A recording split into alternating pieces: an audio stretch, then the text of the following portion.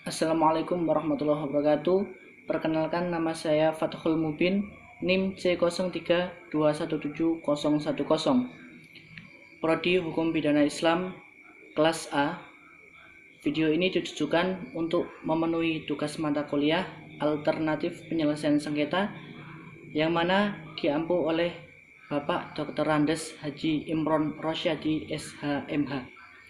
Sebelum ke pembahasan, di sini saya mengambil kasus dari website internet yang mana kasus ini terjadi di daerah Parepare, Sulawesi Selatan dengan judul seorang anak menggugat ayahnya karena pembagian harta.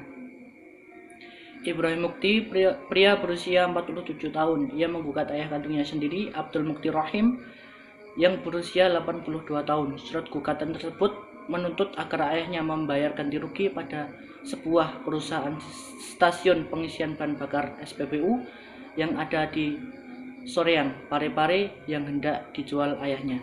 Pada akta perusahaan PT Imam Leka Jaya Bersama ada 7 anak Abdul Mukti dan istrinya yang juga dimasukkan dalam akta tersebut.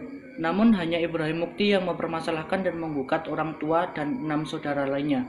Ibrahim mengaku punya andil bahwa ia mengklaim bahwa memiliki saham dalam perusahaan itu sebagaimana tercantum dalam akta perusahaan SPBU tersebut. Selanjutnya saya akan mengarah ke pembahasan alternatif penyelesaian sengketa berdasarkan kasus yang saya ambil tadi. Proses penyelesaiannya dapat dilakukan melalui 2 jalur, yaitu jalur litigasi dan jalur non-litigasi. Pertama, jalur litigasi adalah sistem penyelesaian sengketa melalui lembaga peradilan. Sengketa yang didaftarkan melalui jalur litigasi ini diperiksa dan diputus oleh hakim.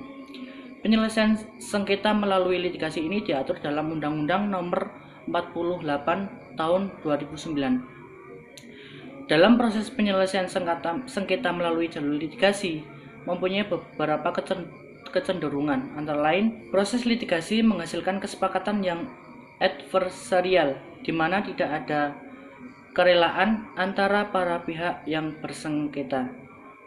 Prosedur penyelesaian cenderung lama dan membutuhkan biaya yang mahal, kerahasiaan tidak terjaga, tidak responsif, dan cenderung akan menimbulkan permasalahan dan kebencian antara pihak yang bersengketa.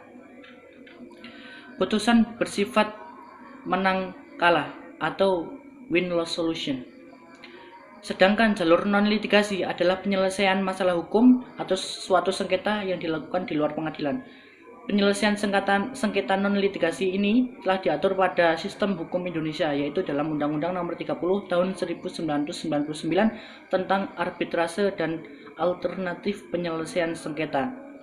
Maka masyarakat dapat memilih penyelesaian sengketa melalui jalur non-litigasi ini. Penyelesaian non-litigasi mempunyai kelebihan dibandingkan penyelesaian sengketa melalui jalur litigasi, antara lain yaitu adanya kerelaan dan sikap saling legowo antara pihak yang bersengketa, efisiensi waktu dan hemat biaya, terhindar dari keterlambatan yang diakibatkan oleh sistem prosedural dan administrasi peradilan, kerahasiaan terjaga, putusan bersifat win-win solution. Penggunaan model penyelesaian sengketa melalui non-litigasi ini tidak mengesampingkan penyelesaian sengketa secara litigasi. Penyelesaian sengketa secara litigasi tetap dilakukan tatkala pada penyelesaian secara non-litigasi tidak menemukan solusi dan titik temu.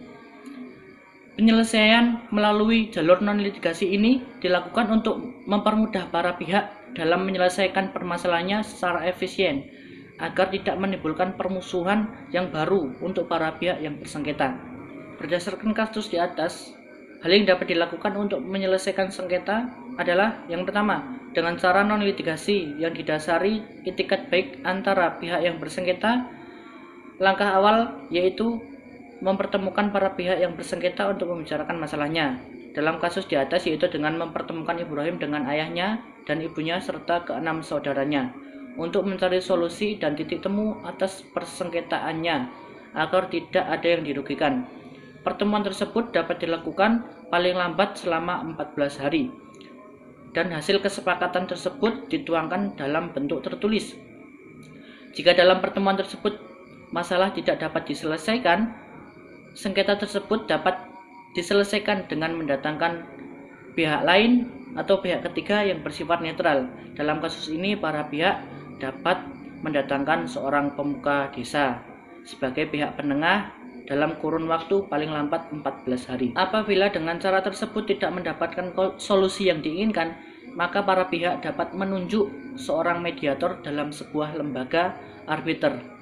Pada saat mediasi tersebut, dalam waktu 7 hari, usaha mediasi harus sudah mendapatkan hasil atau sudah selesai. Ketika penyelesaian sengketa sudah mencapai kesepakatan,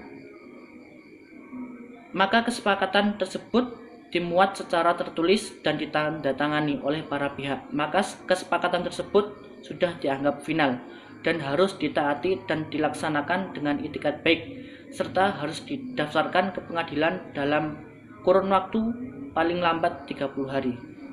Demikian presentasi ini.